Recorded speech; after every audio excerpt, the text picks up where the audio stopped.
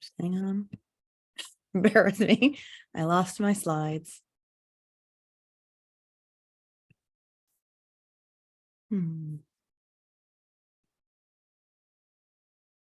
Okay, let me stop sharing for a second so you're not watching me do this.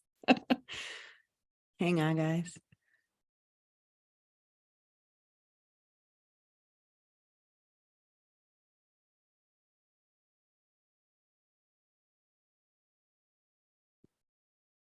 Ah, there we go.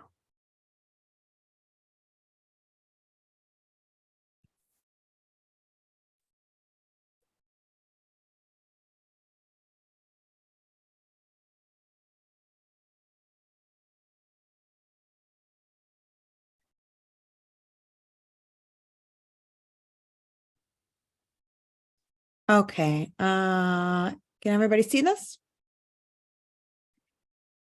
Cool, thank you.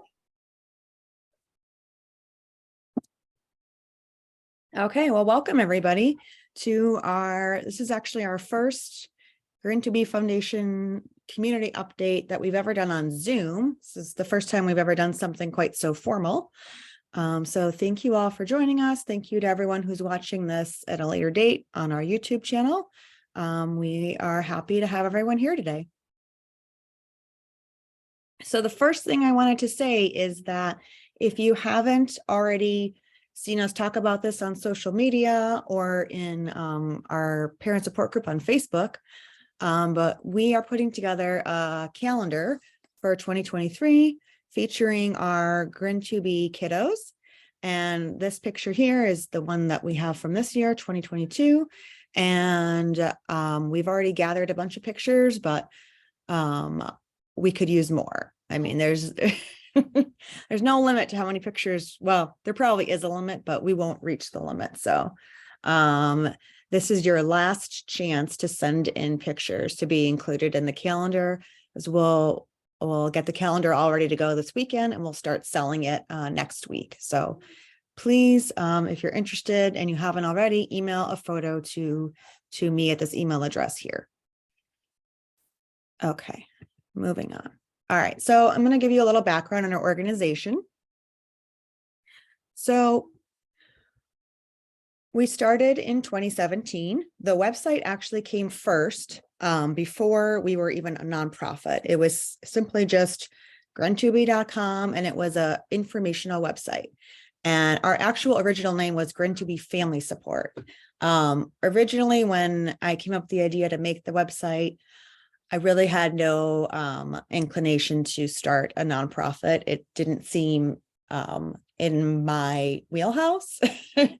And it just seemed like, let's just start with an informational website and we'll see what happens after that. And so, and I also think it's important to note that we were the very first GRIN2B, both GRIN2B and GRIN website or organization that ever formed. Prior to GRIN2B Foundation, there was no nonprofits in the landscape at all supporting any sort of GRIN disorder.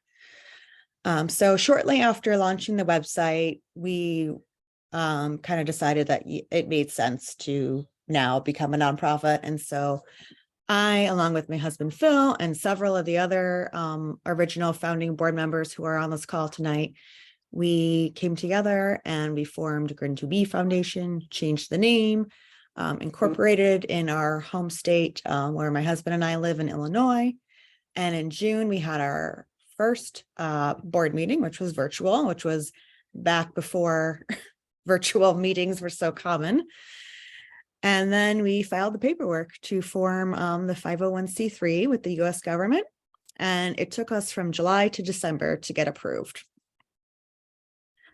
So in January 2018, we had our first in-person board meeting, and it was that critical meeting where we decided to make March, which was originally GRIN2B Awareness Month. We'll talk about it a little bit later in the webinar, that it's now just, we're not doing a month now, we're now doing GRIN2B Awareness Week.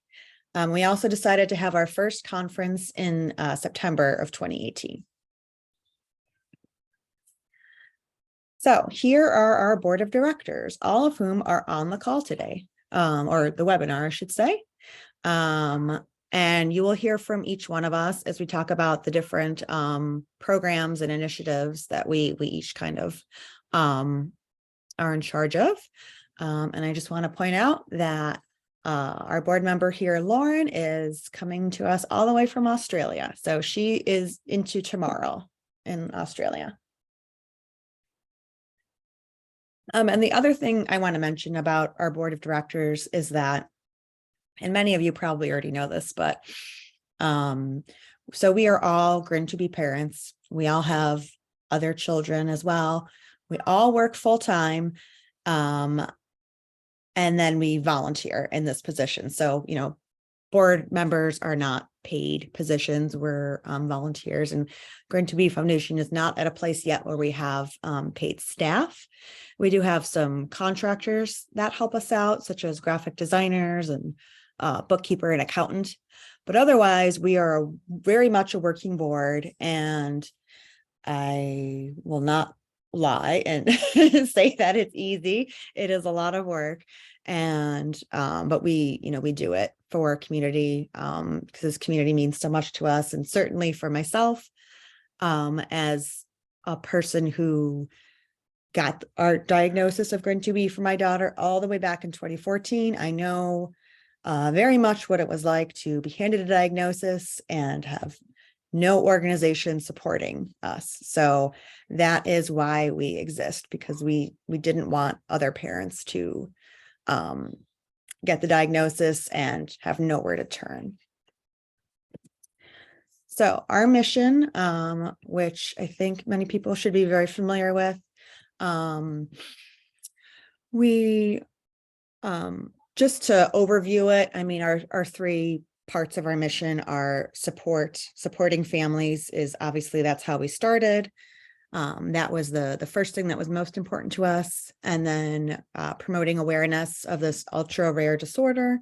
And then of course, funding research. So support awareness and research, you'll see that a lot in all of our messaging. Those are the three things that we focus on. And so, sorry about that. I'm a little under the weather, so I apologize if I periodically cough or drink a lot of water.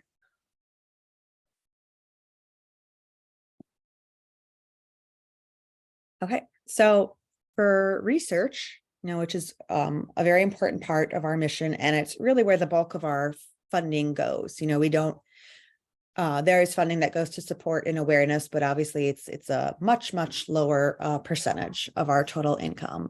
The bulk of it is going to go towards research or clinical care. So we have, since 2019, we have awarded over $225,000 in research grants. And you can view all of these. I'm not going to go into them in detail because we don't have time for that. But you can go to our website under the research tab where it says awarded grants, and you can read about each one of these.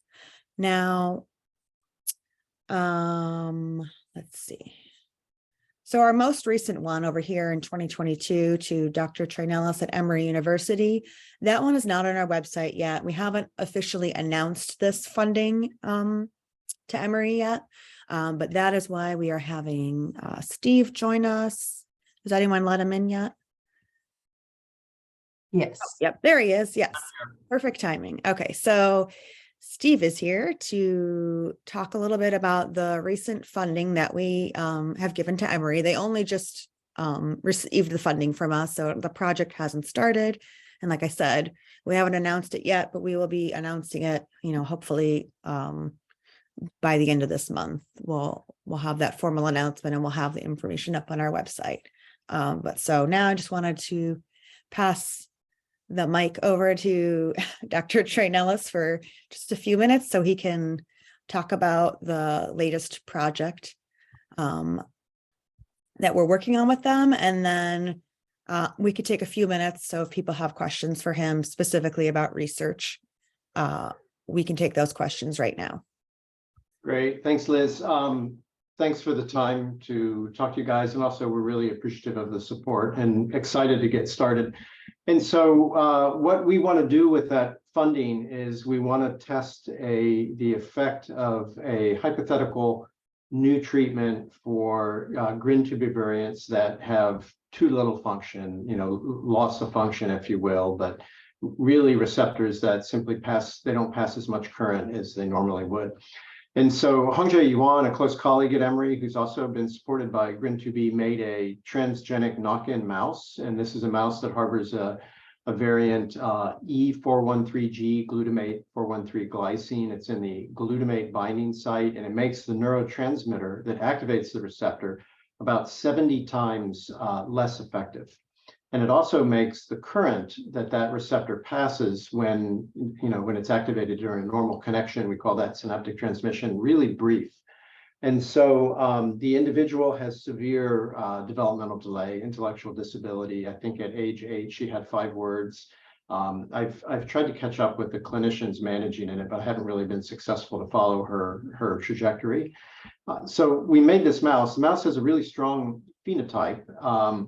So it's an interesting phenotype. It's it performs in a really surprising way in what we used to consider an anxiety test. And we have a simple, and this is all work Hongjae is doing with support of the foundation. And so we have this circular maze that's elevated above the ground, and part of the maze has walls and part of the maze is open. And it's about a 3-foot circle. I don't know, it's maybe 2 feet off the ground. It's in a quiet room with, really modest lighting, and the animals come up and get used to that room so they're not scared or stressed. And when you put any animal on this maze, whether it's a gerbil, hamster, rat, mouse, any sort of small animal that in the wild is commonly prey, their natural instincts are to feel comfortable in the shelter. And so the animals will spend about 80% of their time in the part of the maze, the circle that has high walls. The walls are maybe 10 or 12 inches high.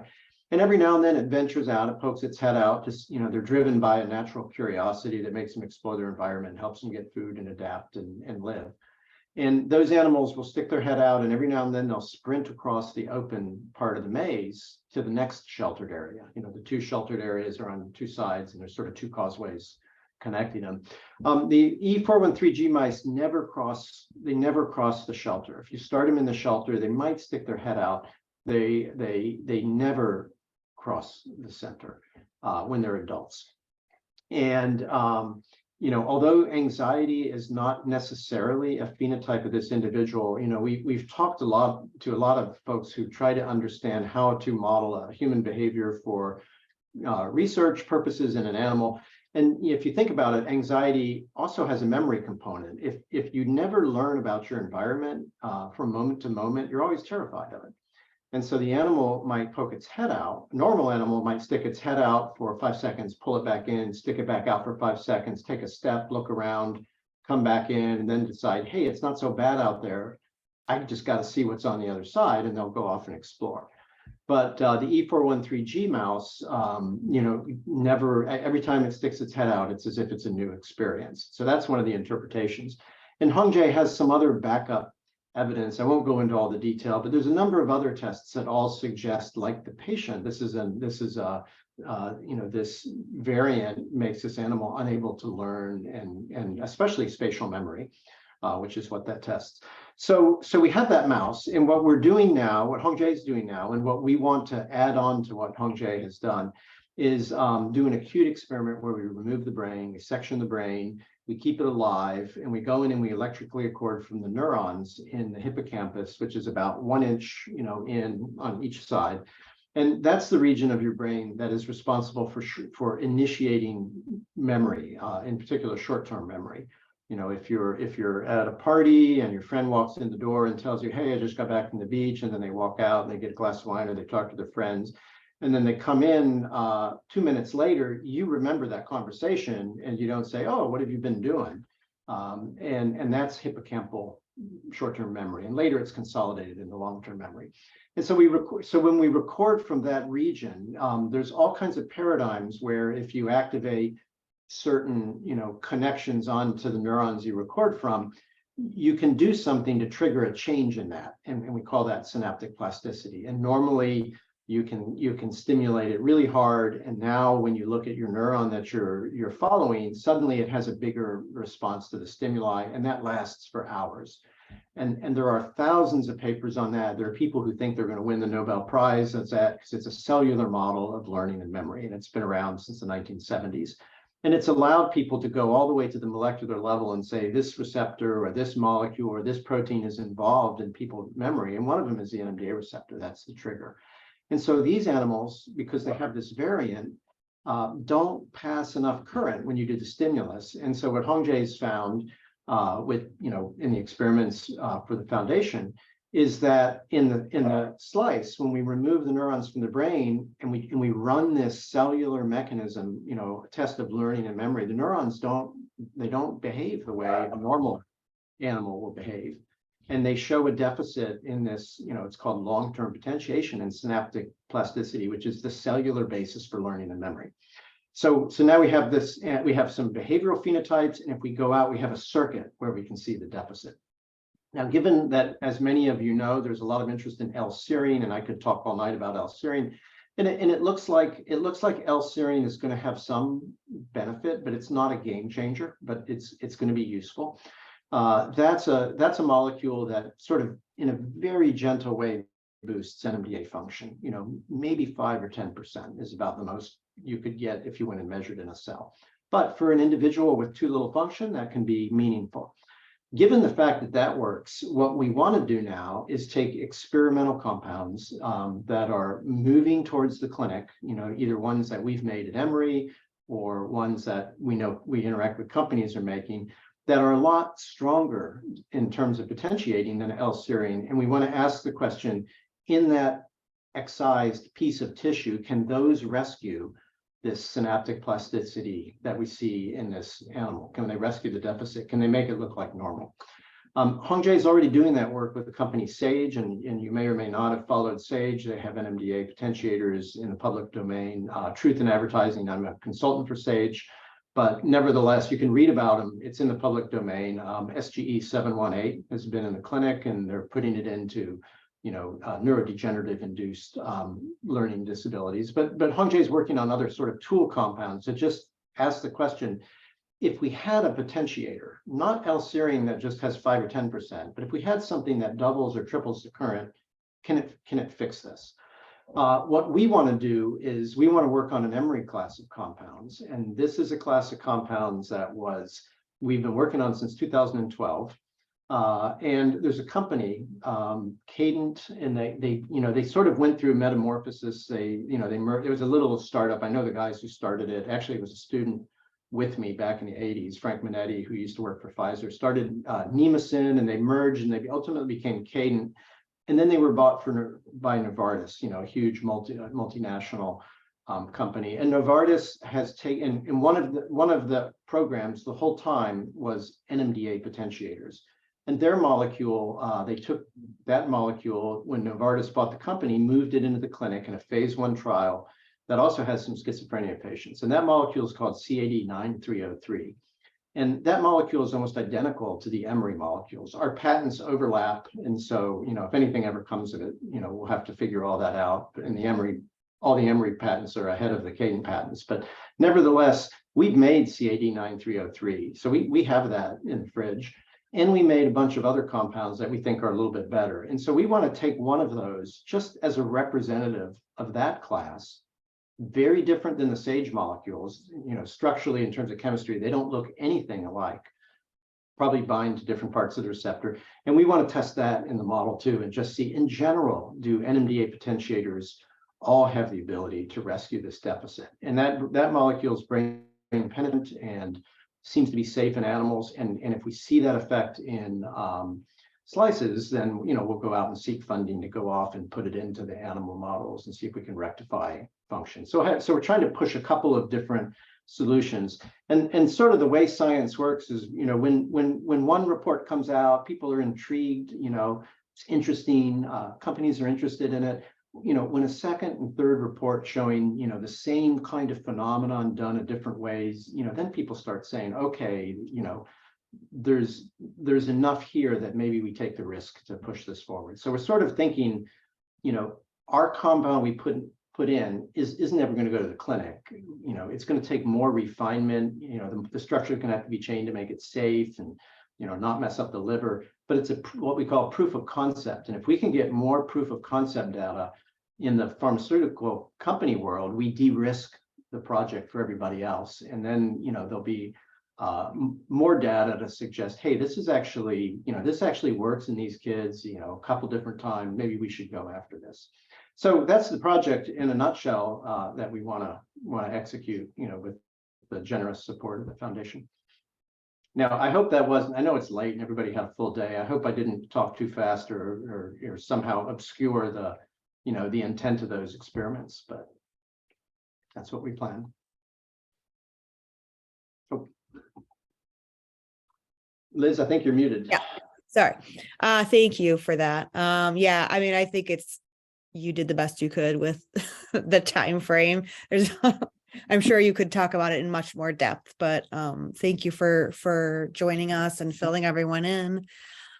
Does anyone have any questions about any of the work being done at Emory right now before we let Steve go? And then we will, you know, obviously put more information out about this project in the next month. If you have a question, feel free to put it in the chat or just unmute yourself and go ahead and talk.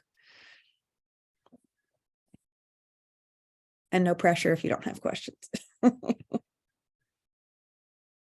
And if you think of questions tomorrow, I have no problem answering email. Just shoot me a line.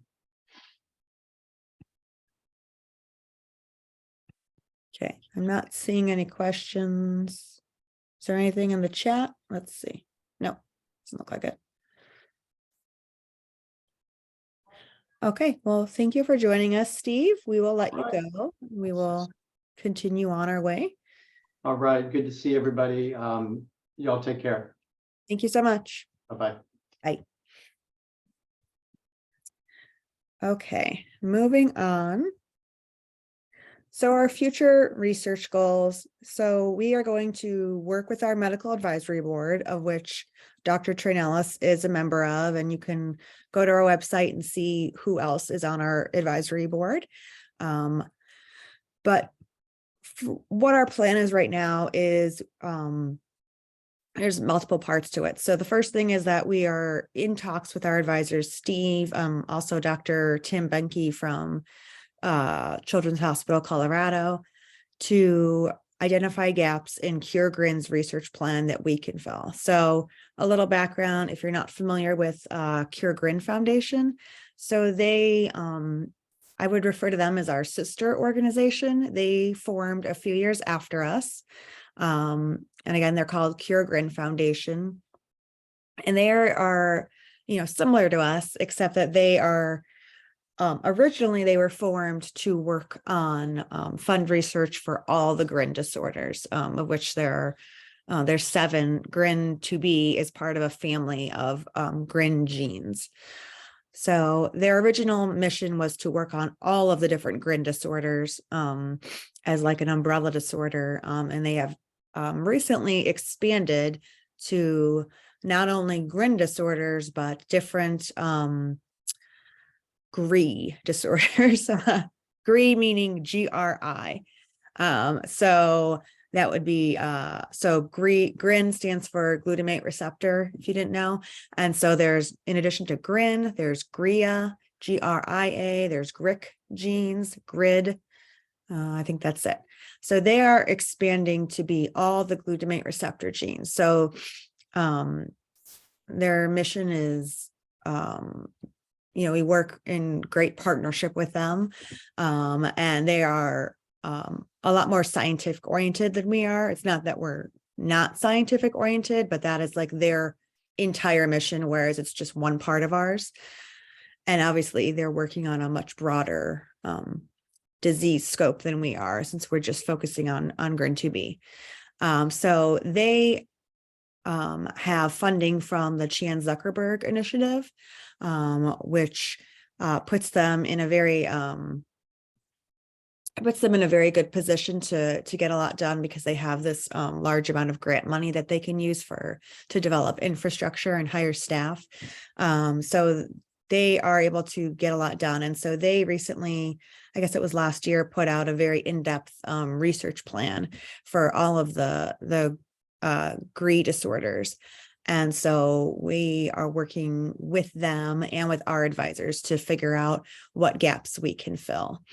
And then we're also in talks with them about co-funding some of their projects, because they recently put out a call for grants and received a large number of applications for grants. And so we're going to be reviewing some of the ones that are applicable to us and seeing if we can help fund some of them together. And then lastly, we would really like to hire a science director.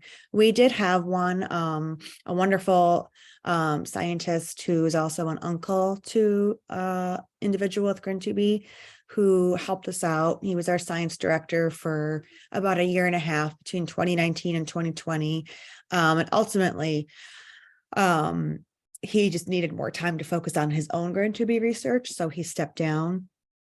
And so we've been making do without him, but, you know, all of us on the board, we are, you know, as I said, we're parents. None of us, with the lone exception of Donna, our vice president, have any sort of medical or scientific expertise. And so we would really like to find someone who obviously can fill this role for us, who has a science background. So that is something that we are on the lookout for, and hopefully we can focus on that a little bit more next year. Okay.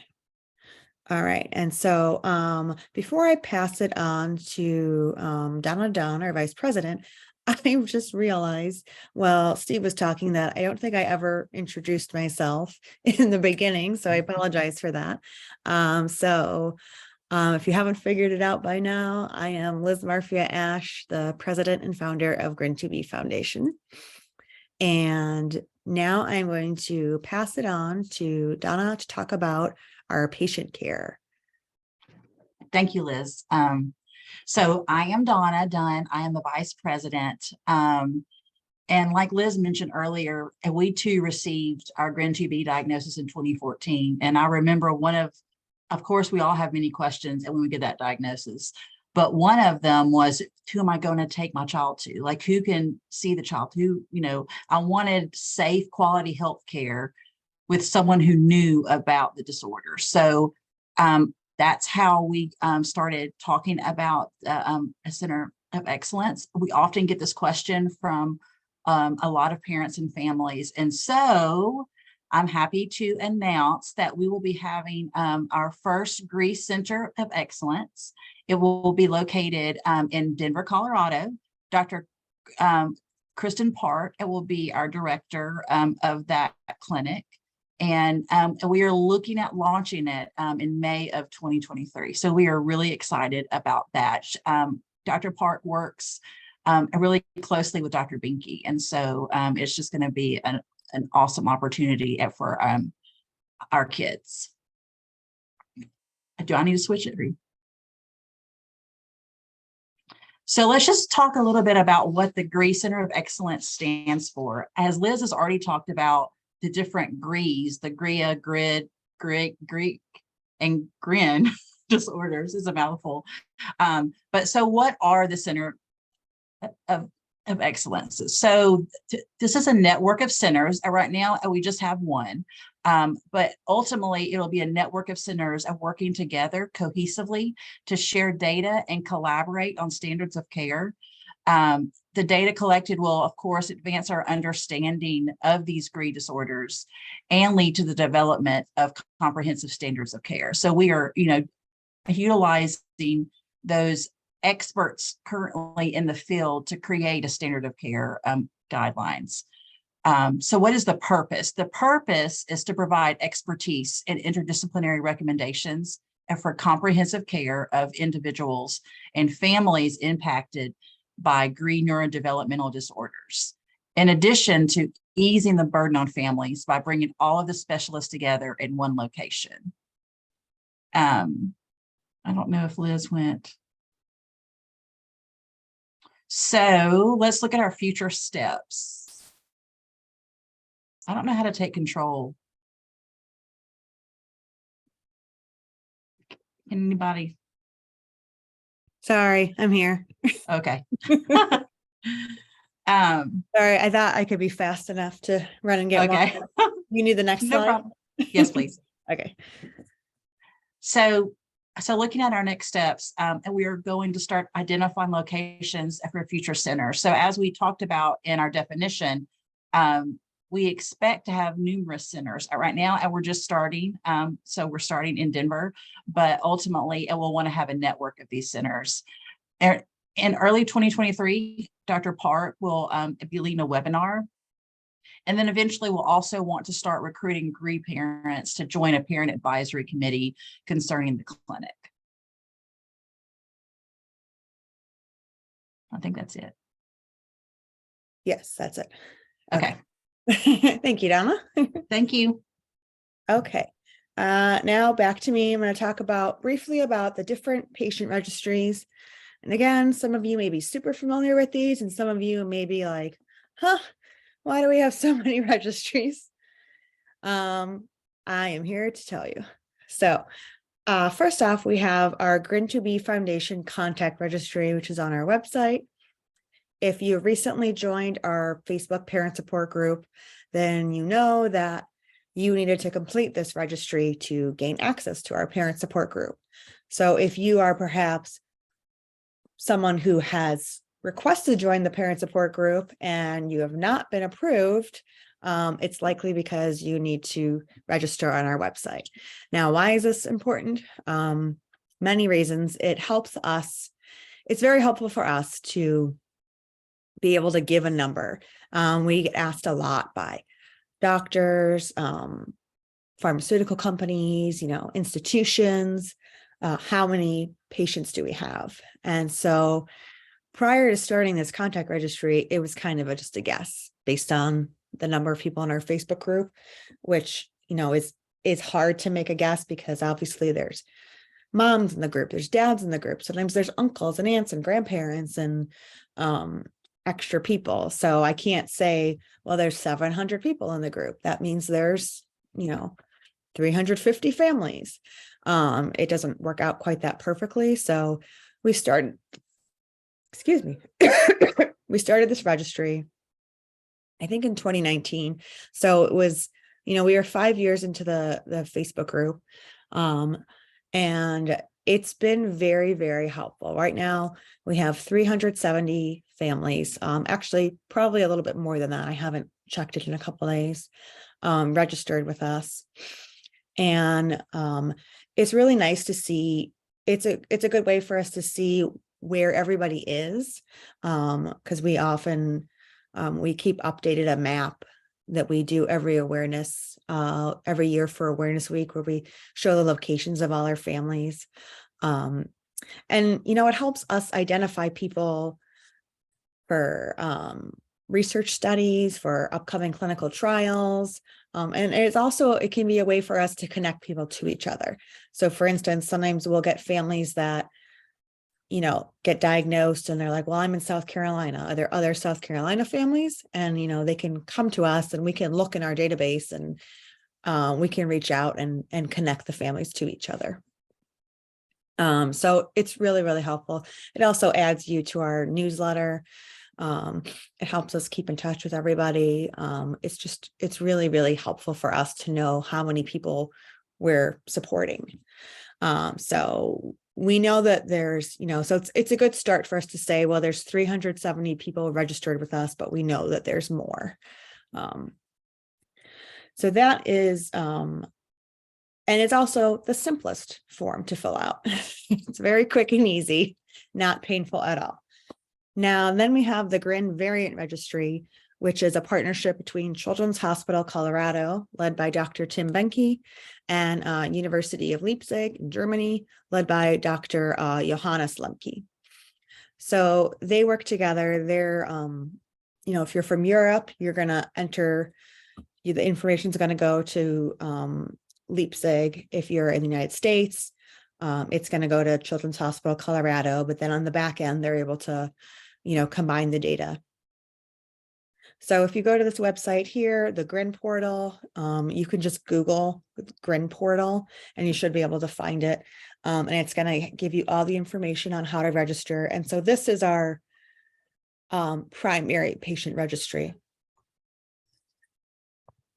That's collecting data. I believe right now it's only collecting data on just the different GRINs. So this is the most important one. Well, they're all important. Sorry. This one is very important, and it is going to be a little more time consuming. Obviously, they're going to ask you lots of questions about your child, but we really, really need the data. I actually recently just did a presentation on GRIN2B for a research study we're doing with Duke University, and I had to go through and present a lot of data on GRIN2B. And as I was looking at all the different places where the data exists, and I realized there's a lot of holes in the data. There's a lot of things where I'm like, oh, I can't give this information because we just simply don't have it. Or we have a small amount of people that have given the data, and I know that's not enough data, So right now there's about 150, I'm getting ahead of myself. I'm not going to tell you how many people are in it yet. That's the next slide. Okay. So lastly, there's Simon Searchlight. They're another really good research partner. If you're not familiar with them, they are, sorry, I'm swallowing. They look at many different developmental disorders that are associated with autism. So you can go on their website and see like a long list of different genes that they study. And so GRIN2B is one of the primary genes that they study, and we're one of the genes that they've been interested in for the longest amount of time. So they have a good amount of data on us, on our GRIN2B patients, and they're a good research partner because they are very well funded. They are funded. Simon Searchlight is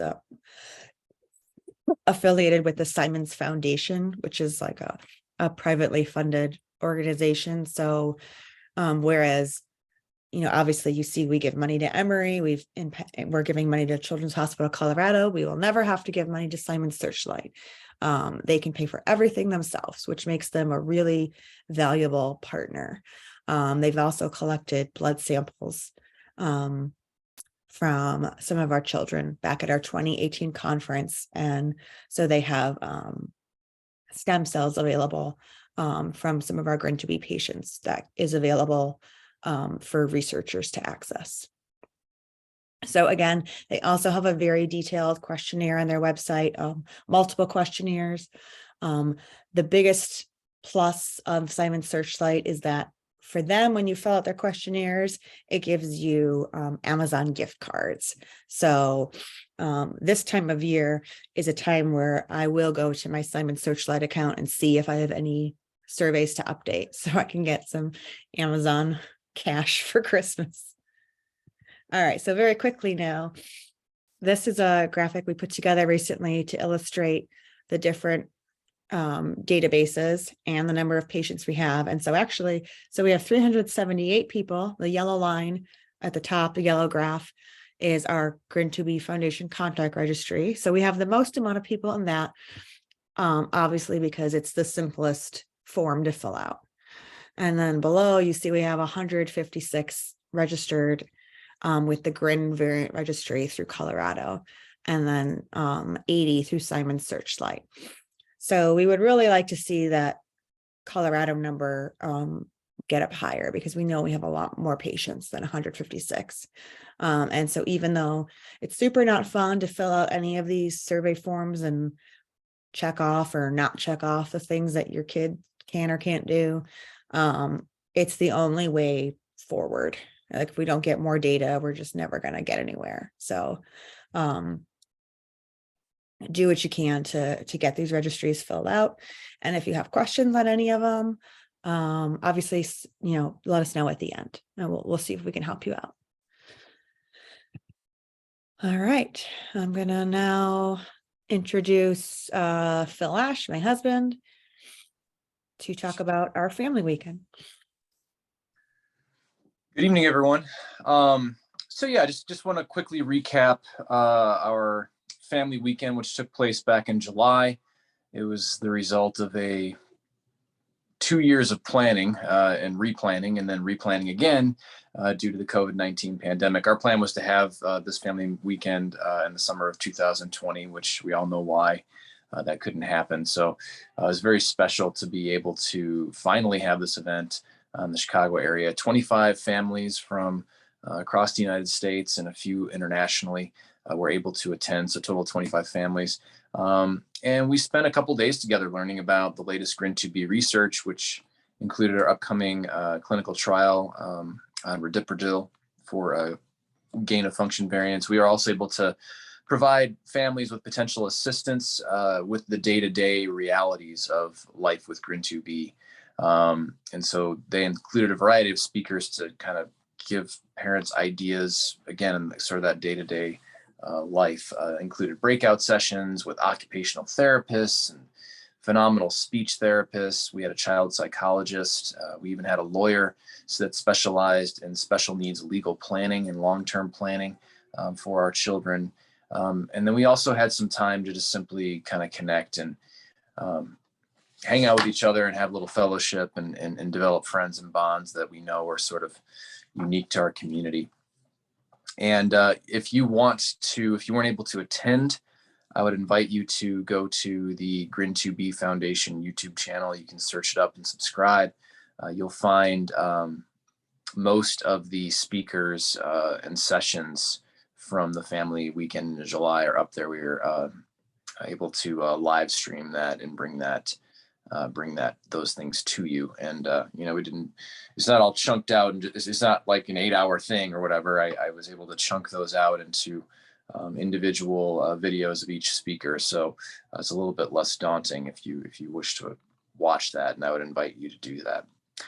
And so we are going to start planning our next in-person family weekend that's going to take place in 2024. As of right now, we tend to kind of do an in-person large gathering every other year.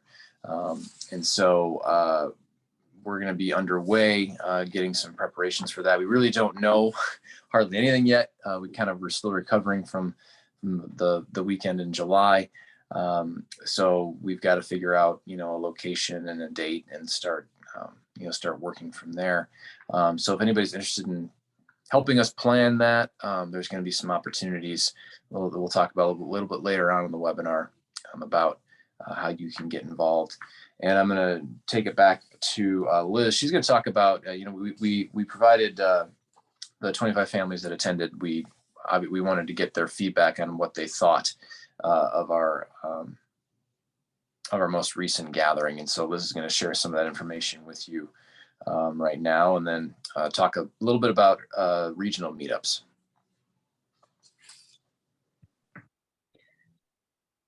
Yeah, so I'm just going to talk about really quickly about the lessons learned from this event.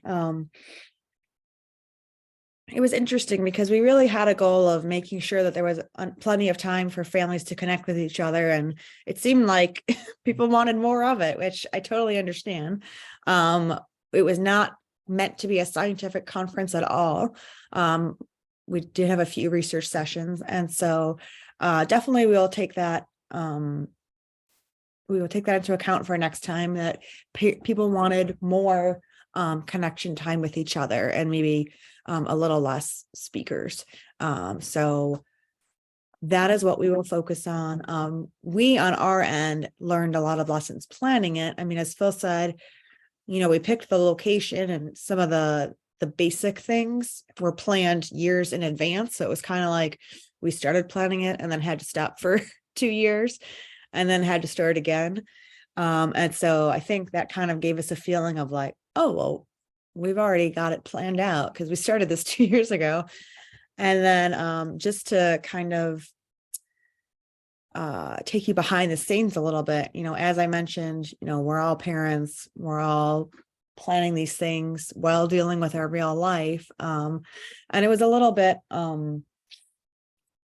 for my family personally, we had a little bit of a struggle, just to be perfectly honest and vulnerable with all of you.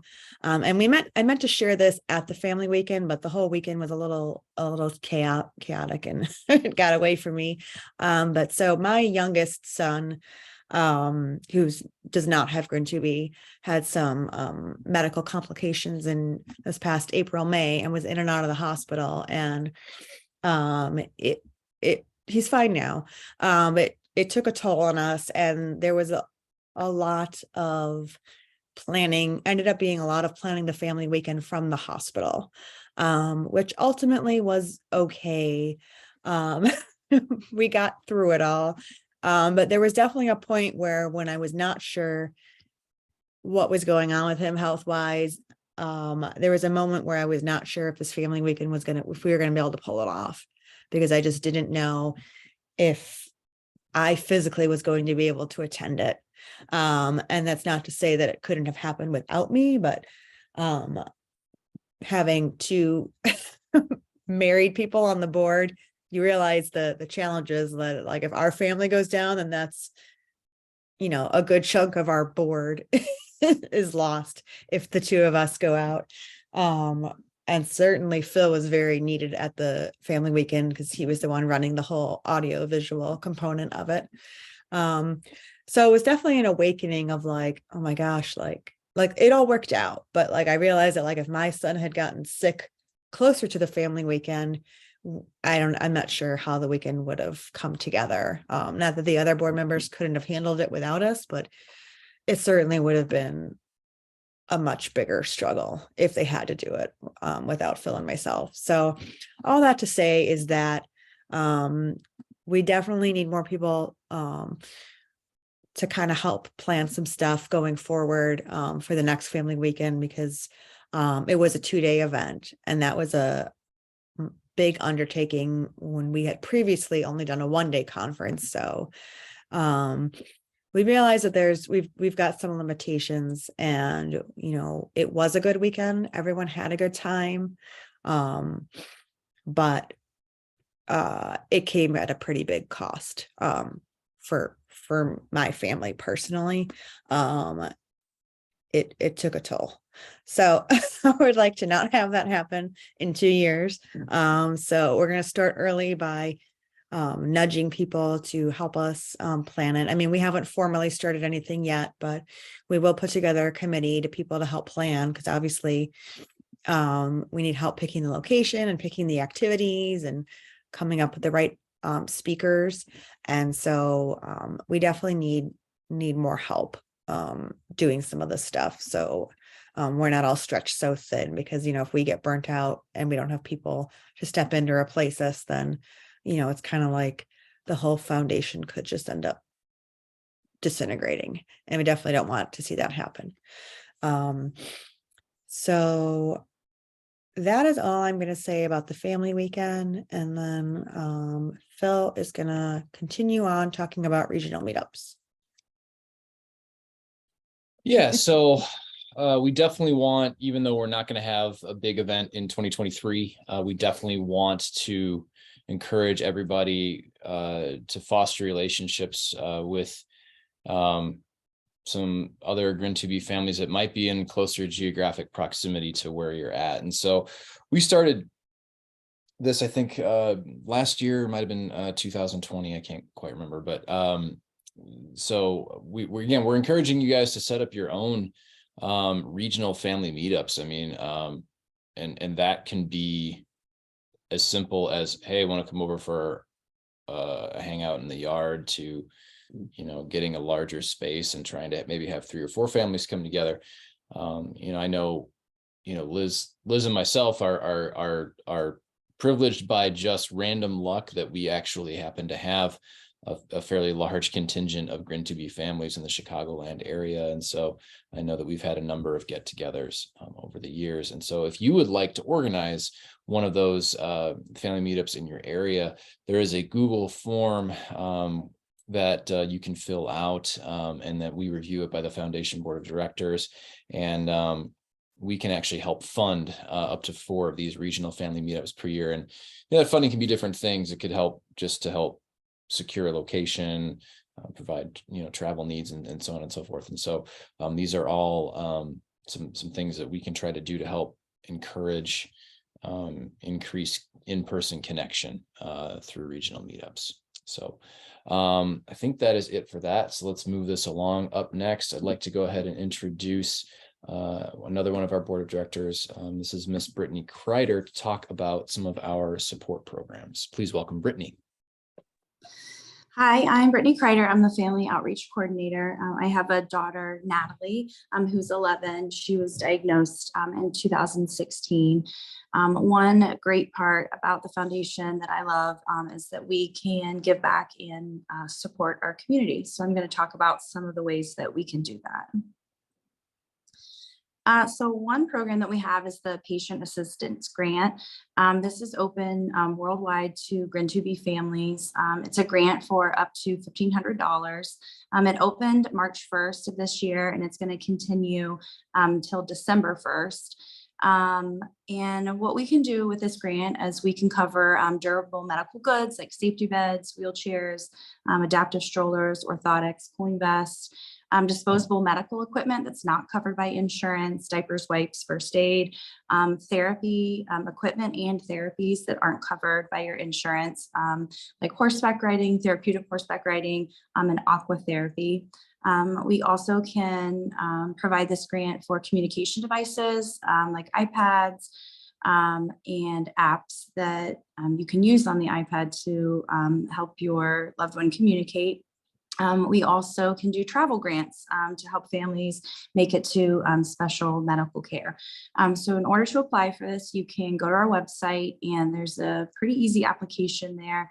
Once you fill that out, we do ask that you send us a couple pages of documentation just to help us understand what it is that you're requesting.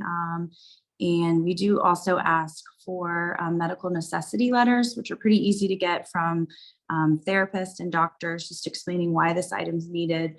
And also it's really helpful to have some sort of letter from your insurance company explaining that it's not covered by insurance. If you ever have questions about the Patient Assistance Grant, you can just email me and I can get back to you about it.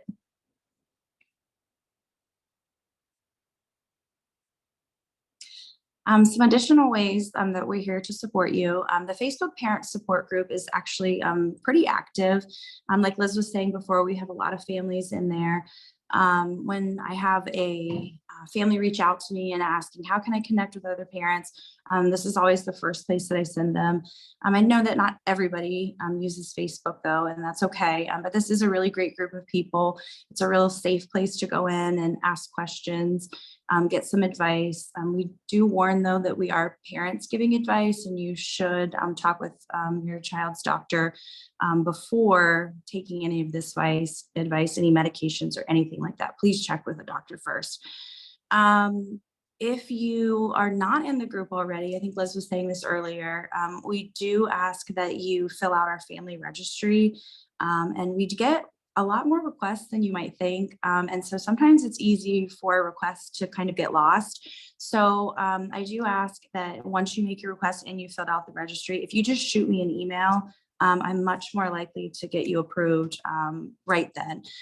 It just, sometimes it's hard to sift through and then go back into the registry and find it. So if you've already requested and you've already done the registry, please email me and I can get you approved. We just want to make sure that the parent support group is just for families. We also do Be Connected Zoom meetups. We have specific topics sometimes where you can come and chat about the topic, and we're open to ideas if there's any topics that you would be interested in exploring. And we also have done a couple Zoom meets for new families, so newly diagnosed families, and that's been nice. And then one other way is to provide comfort care items. So if you find your loved one is in the hospital, we just kind of want to send something to you to let you know that we're thinking of you and we're there for you. So just reach out to one of the board members we'd like to just send something to kind of help you in a difficult time when you're in the hospital.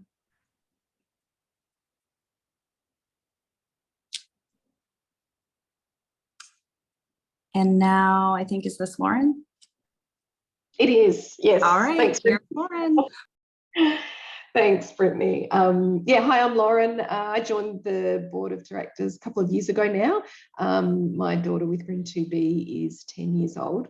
And yeah, about 12 months ago, I think about that time, we decided to establish a family advisory committee to focus on a lot of support projects for families and to take the pressure off the board from providing a lot of those services and projects. So it's a pretty informal setup. We have Zoom meetings every 6 to 8 weeks.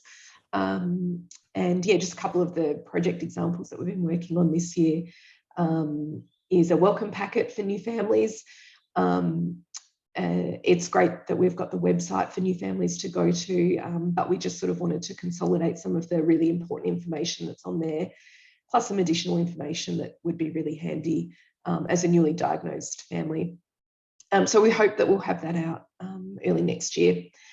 And yeah, just recently we've been providing advice to the board on some survey questions. We hope to get a community survey out late this year or early next year, because it's important for us to understand what our families need, how they want us to best support them, and the sorts of research that they're interested in. So yeah, so keep an eye out for that survey. We did one about 2 years ago and had a really great response rate. So yeah, it'd be great for everyone to complete that survey. You'll no doubt see that on Facebook or in your emails. And if anyone's interested in joining the Family Advisory Committee, just shoot me through an email. We'll probably have one more meeting before the end of the year, probably early December. I haven't set the date yet. So yeah, so email me if anyone wants to join in and help out. Next slide. Yeah, so Liz alluded to earlier on in the presentation the GRIN2B Awareness Week, which did start out as GRIN2B Awareness Month in March. But the whole month of March is now sort of evolved to GRI Awareness Month. And so we've just chosen 1 week to focus on with our Awareness Week. It's a pretty huge undertaking, all of the social media stuff that goes out that week. So yeah, so just consolidated that into 1 week. And yeah, we have lots of information that goes out. And one of the, I suppose one of the things that I look forward to every year is the little snapshots of all of our GRIN2B kids and what they're interested in with a little photo. So yes, keep your eye out for those. I'm sure we'll do them again. Yeah, I think that's about it from me. Am I passing back to you, Liz? Mm-hmm. Thank you, Lauren. No worries. Next up, we are going to talk about fundraising. And this is Carol, our secretary, who's also the chair of our fundraising committee. Hey everyone. So again, also a mom to Emma, who was also diagnosed in 2014 when she was 7 years old. But yes, talking about fundraising, as you've seen, and the team's taking you through a lot of great programs that we have, either already worked on or offering or planning, like the Center of Excellence, which I'm really looking forward to. But the reality is that to have all of these programs available, they completely depend on our fundraising efforts. So with that, we'll talk through that a little bit. So the first thing is the fundraising efforts are really foundation-led. We have 3 every year. It's pretty consistent. The first one being through our Awareness Week. So again, March 12th to the 18th usually, but where we'll encourage people to have Facebook fundraisers, and we'll have foundation fundraisers as well, and different events to push fundraising. The second one is in September, which is our Be Active for GRIN2B.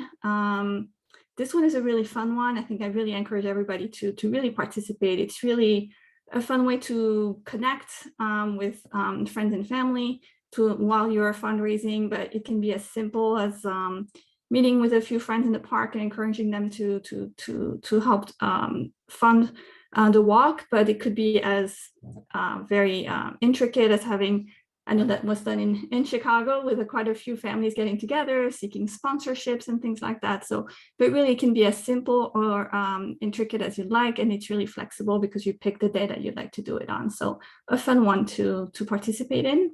And then finally, we have our giving season, November, December. So the end of year campaign, really our last push of the year for fundraising efforts. And again, for Facebook fundraisers, but also looking for company matching at that time, whenever possible. So those are our 3 standard times of the year that happen every year. And again, foundation led. But next we'll talk about really what can be done at any time of the year and how people can really have simple ways to fundraise. So the first one is super simple, just buying GRIN2B merchandise or encouraging family and friends to buy some merchandise. So we have different stores, so Bonfire, where you can get all of the nice shirts with all the different designs. Other things like Threadless, where you can buy mugs and notebooks and tote bags, which I use every day as my computer bag to go to work. But really and with the end of year coming up, really check those out. We always have some great designs that Liz puts on the sites there. The next easy one is a Facebook fundraiser. So those are very popular for birthdays. I always do one every year. I need to set mine up because my birthday is coming up. So it's super easy. Then company matching and corporate sponsorships. That's a little bit more involved, but if you happen to work for a company or know someone who works for a company that offers a matching program, that's always a great resource, because if you do a fundraiser or any fundraising that you would do for the company, you can have company matching that donation. So let's say you raise 500. In some cases, the companies will actually match what you fundraise. So definitely be on the lookout for that. And corporate sponsorship, which is a little different, where we do this a lot for our events, where we might seek corporate sponsorships from, again, people in our networks or companies that are interested in our cause. And then finally, just setting up any other fundraiser. Really, there are really a lot of opportunities out there, a lot of ideas. We've put together a fundraising kit, which is on our website, to help with that, with some ideas and some pointers on how to set up a budget, things like that. So you can definitely look into that. But again, there are very fun and simple ways to set up fundraisers on your own time with your own goals. So a lot of opportunities out there. And with that, so these are some examples of what has been done or what could be done. So first on the top right here, when you see like One Hope Wine, for example, which is a company that will help facilitate wine testing. They can even do it virtually. And then when you have the wine tasting, there's a portion of all the sales during that event that will come to the foundation. The same with Kendra Scott, but on jewelry. And then some other fundraisers that have been happening in the past are still happening. So the Greeners Disco, where, and Lauren would be able to tell us a little bit about that, but where there's a little disco after school and the kids pay a low entry fee, but the proceeds help the foundation. And then it can be something as complex as the golf fundraiser that we did a few years ago, which that one takes a lot more time and effort, but again, the more time and effort usually has the bigger reward. So I know between the golf or even a cocktail evening, those tend to be bigger fundraisers for us. And I think that is it for me, but definitely, again, all of these programs, we need as much funding as we can be, as big as the programs can be. Thank you, Carol. Yeah, and I just wanted to say, so the golf fundraiser, and then I didn't put a picture here, but we did have a cocktail reception. Both of those events happened in 2019, pre-pandemic. So obviously we weren't able to do anything like that over the past few years. So I think we're finally now at a place where we could potentially go back to those types of events. But as Carol said, they are very, very time consuming. And so likely we would want for those to happen, it would be run by someone else who is not us.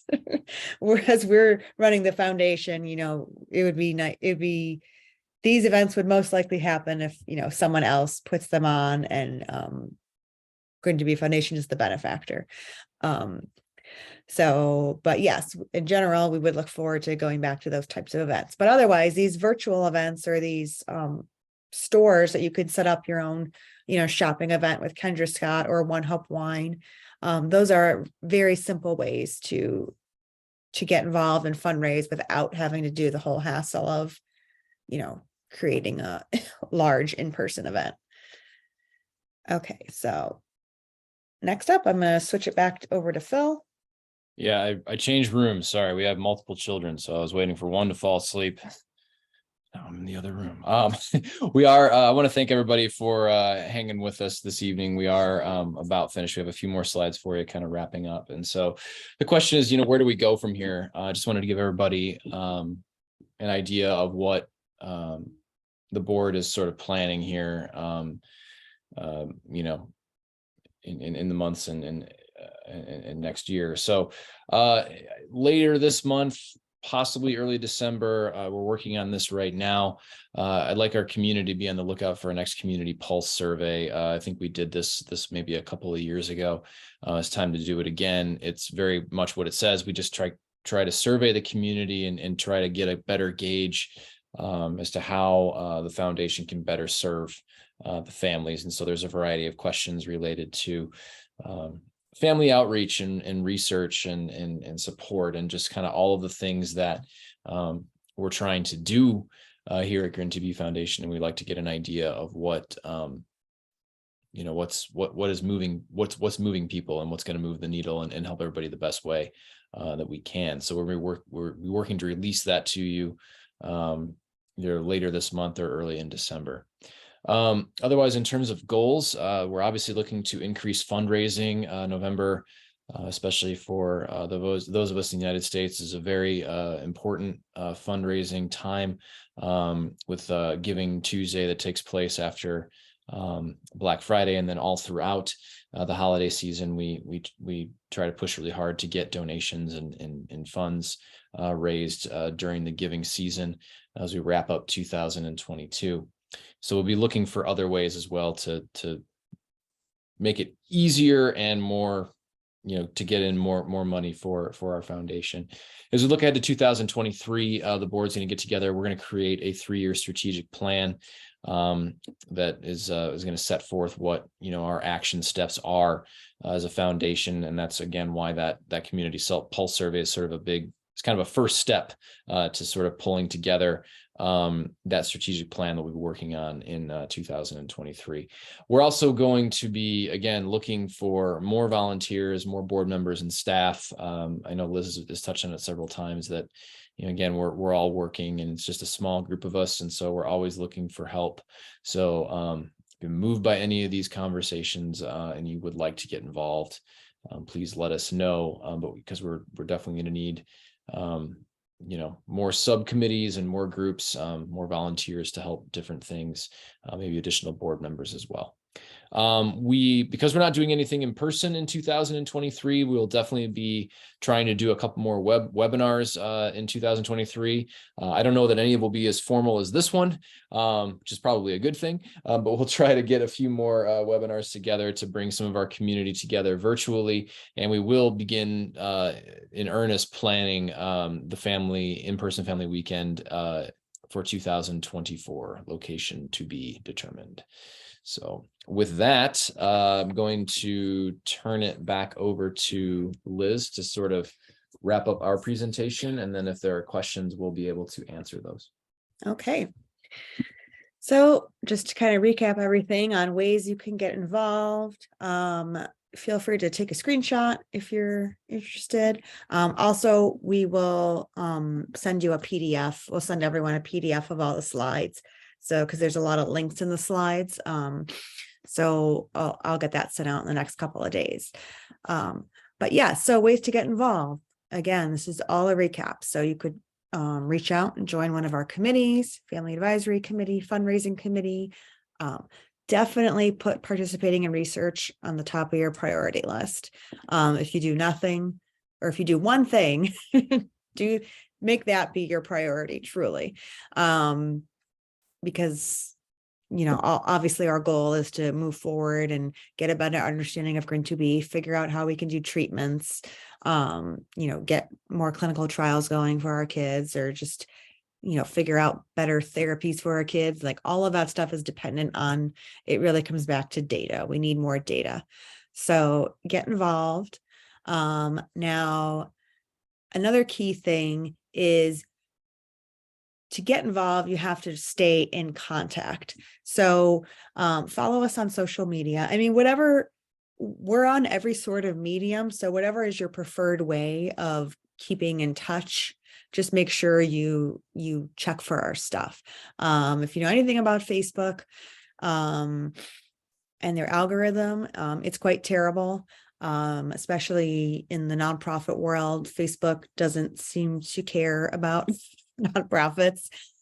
So we have 2,000 plus followers on Facebook, and I guarantee you, like our posts are not being shown to all 2,000 of our followers. I believe someone told me once that maybe 5% of your followers actually are being shown your posts by Facebook. So if you want to keep our stuff in your Facebook feed, if Facebook is something you regularly use, or Instagram, interacting with our posts is the best way to make sure that you're always seeing our social media posts. So like us on Facebook and Instagram, and then go to our posts and like them or leave a comment, you know, and that way Facebook will learn this is a page you like, and it will make sure that you always see our posts.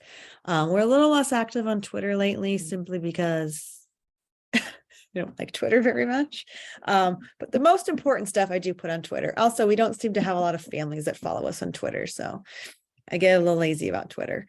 And then YouTube, you can certainly subscribe to our channel, and that will, you know, give you access to our videos.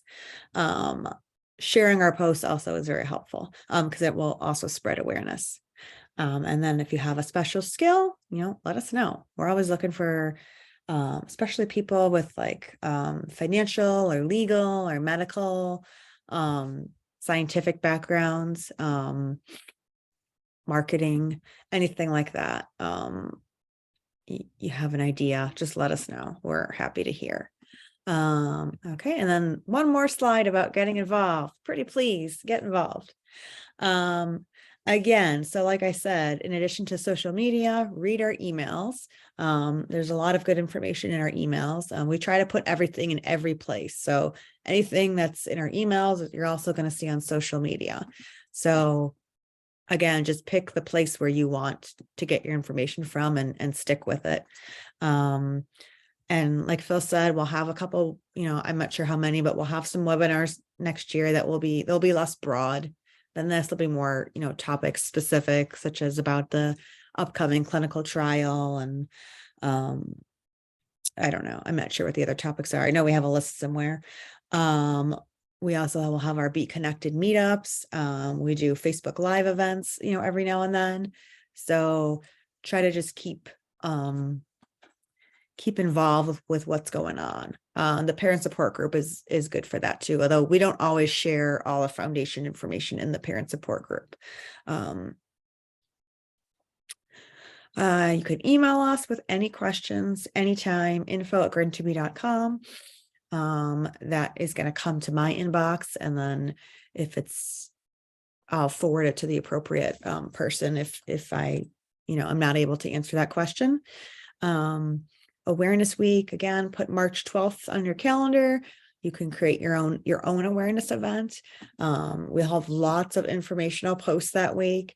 Like Lauren said, pictures of the kids, and also just lots of facts about GRIN2B. So you can share that all week long and get your followers involved in understanding of GRIN2B. And then lastly, truly, I mean, we don't want to pressure people in any way to fundraise, because we know like fundraising it's not easy for everyone.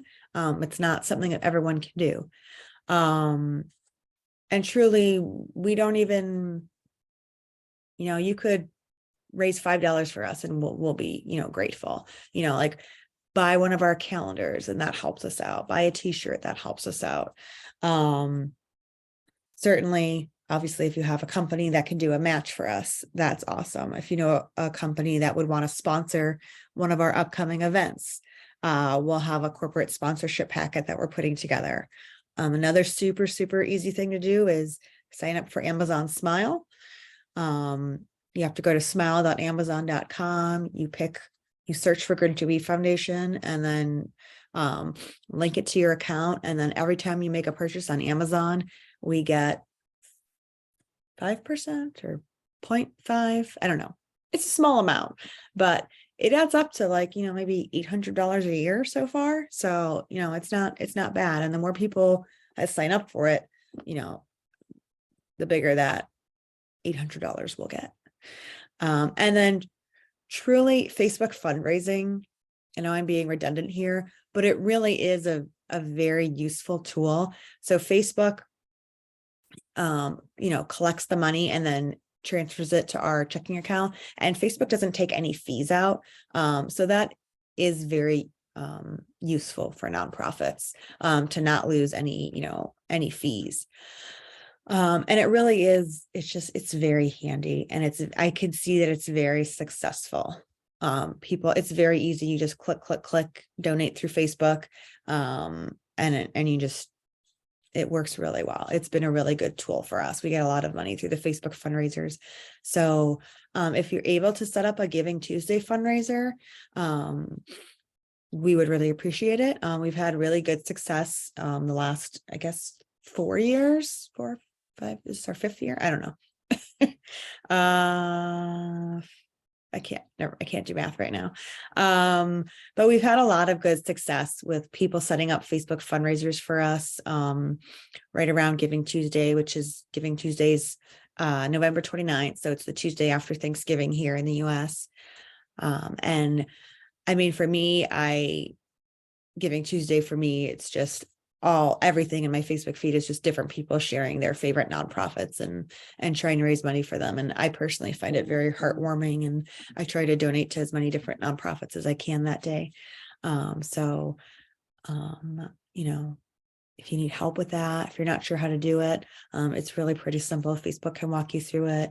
I recommend creating like a story in your fundraiser about your, GRIN2B story, your GRIN2B diagnosis. You don't have to be super, you don't have to share, the whole ins and outs of it. Obviously you want to, think about what you would want to be comfortable sharing about your child. We don't want people oversharing, but just, share a little bit of your story, put some pictures up, and, talk about what the work is that we're doing, and you'd be so surprised at how successful it can be.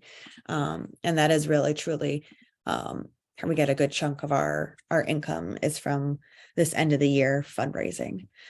So I think we've come to the end. Thank you all. Thank you all who stayed on this long. Thank you to anyone who's watching this in the future. One final reminder about the calendar. If you want to send a photo, please send that to me. And then now we can take questions. I do see, wait, how do I get to the chat? I'm going to stop sharing my screen. I think that's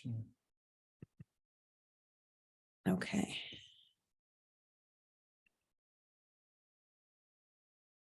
All right.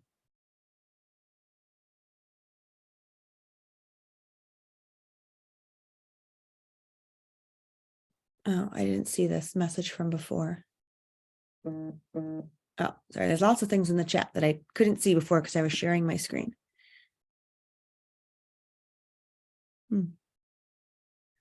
Does anyone have any questions?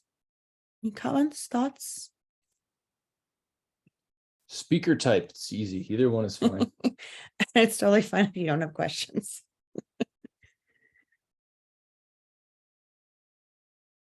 Yeah, we're happy to stay on for a few minutes if anybody has any.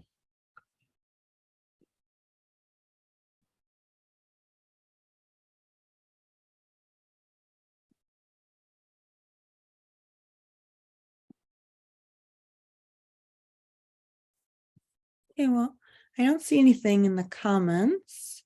So thank you guys for joining, and I guess we'll wrap up and call it a night.